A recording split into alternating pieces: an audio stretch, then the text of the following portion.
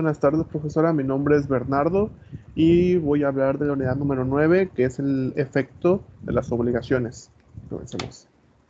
El pago. El pago, podríamos decir que el pago se deriva de la consecuencia de las obligaciones, donde éste pide que se concrete o efectúe lo prometido en los contratos, que se puede extinguir la deuda.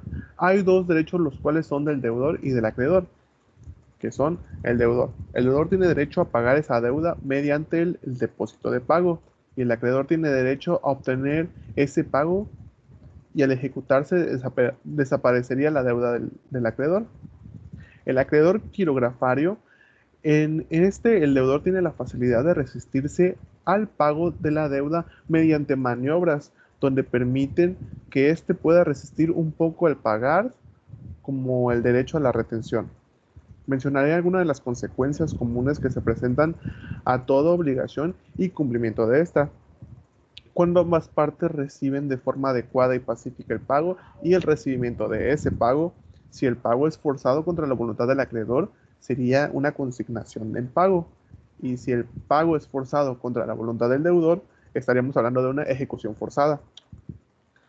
La consignación. Hay algunos momentos en los cuales el deudor tiene que pagar la deuda y no puede por una u otra cosa, y son que se niega a recibir el dinero, cosa o servicio acordado, que no extiende un justificante de pago, que es un desconocido, que no se encuentra en la localidad donde se debe concretar ese pago, que tiene derecho al cobro dudoso e incierto y que es incapaz porque el deudor no quiere correr el riesgo de un pago anulable. La ejecución forzada. Ejecución forzada, perdón, es la acción que toma el acreedor porque no se cumplió con lo establecido, es decir, el deudor no pagó su deuda con el acreedor y éste se le obliga a usar la fuerza pública para hacer el pago. Si es un objeto como tal, el deudor está obligado a pagar el valor de dicho objeto reflejado en dinero. Si el deudor no quiere pagar, sufrirá un embargo en su propiedad para saldar dicha deuda mediante bienes. Acciones protectoras del acreedor quirografario. Acción pauliana. El origen de esta acción daba la posibilidad al acreedor de sustraer bienes del patrimonio del deudor para así poder cobrar la deuda. En la época romana, el acreedor podía entrar libremente al hogar del deudor y cobrar esa deuda con los bienes del deudor. Si bien no se especifica su derecho real sobre las cosas del deudor, tiene mayor facilidad sobre estos. El acreedor criografario, al entrar al hogar, podría tomar las cosas del deudor, pero no exactamente en lo que reflejaba el valor de la deuda. Si el deudor esconde las cosas de gran valor, nada podría hacer el acreedor quirografario. La acción declaratoria de simulación es cuando dos partes simulan un acto donde una de las partes cede bienes a otra para aparentar, que no podía cumplir con sus deudas o que no tiene los recursos suficientes para el cobro de estas.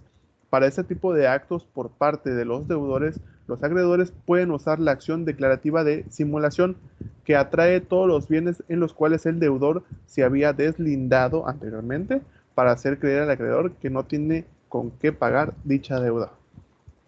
La acción oblicua.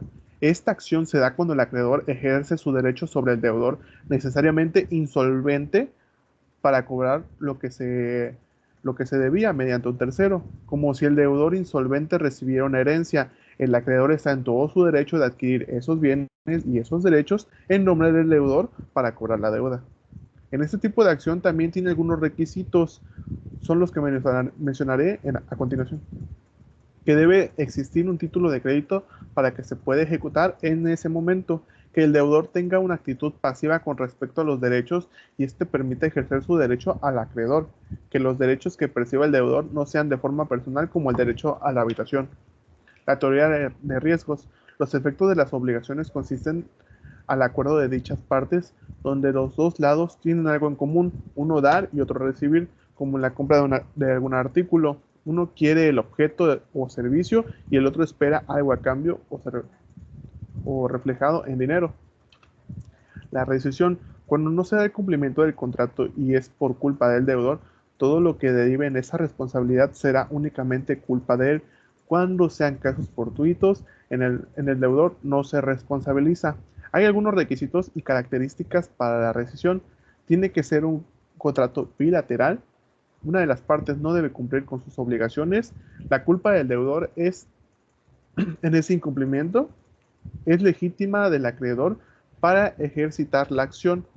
La excepción de contrato no cumplido es la acción en la cual el deudor toma con respecto al no cumplir por parte del acreedor, donde se supone que en el contrato bilateral ambas partes deben cumplir con lo establecido, porque la ejecución de este contrato debe ser de forma simultánea.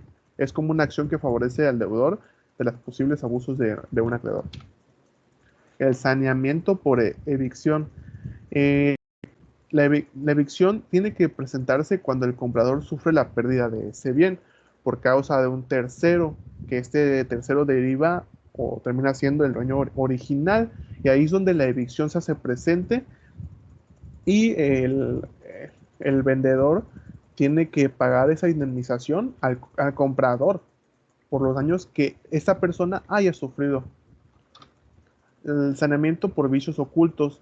Se habla aquí que es cuando un bien debe darse con las regularidades propuestas, es decir, con todo en óptimas condiciones para uso y su disfrute del comprador y que no se contemple ni una irregularidad. En el adquiriente, el adquiriente toma ese bien y mientras lo disfruta descubre las irregularidades que esconde el vendedor. En ese momento podemos hacer uso de la acción de saneamiento por vicios ocultos, donde obligan al deudor, en este caso al vendedor, a indemnizar por el bien obtenido y los daños que nos causaron a nosotros como compradores por no comentarnos anteriormente sobre el estado del bien y no poder disfrutarlo al 100.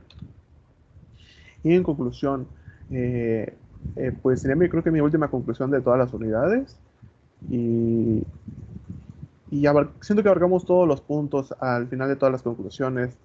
O sea, todos están ligados con respecto al tema, pero, pero el tema de cómo nos debíamos, bueno, cómo van lo de los contratos, obligaciones, la transmisión de obligaciones, los efectos que estos causan, pues siento que yo me voy con algo de información que me puede servir útil para un futuro, como lo había anteriormente dicho en mi conclusión, y creo que fue de gran ayuda que nos pongan este tipo de, bueno, que nos ponga ese tipo de trabajos, profa, porque la verdad nos ayudan mucho, o sea, muchas veces no te gusta leer y así, pero tienes que para poder entender. Hay algunas cosas que obviamente nos hace falta pulir en la comprensión de algunas, ¿cómo se puede decir? Definiciones, pero siento que los temas que abarcamos y cómo los explico estuvieron muy completos. Muchas gracias, profa, por su atención. Gracias.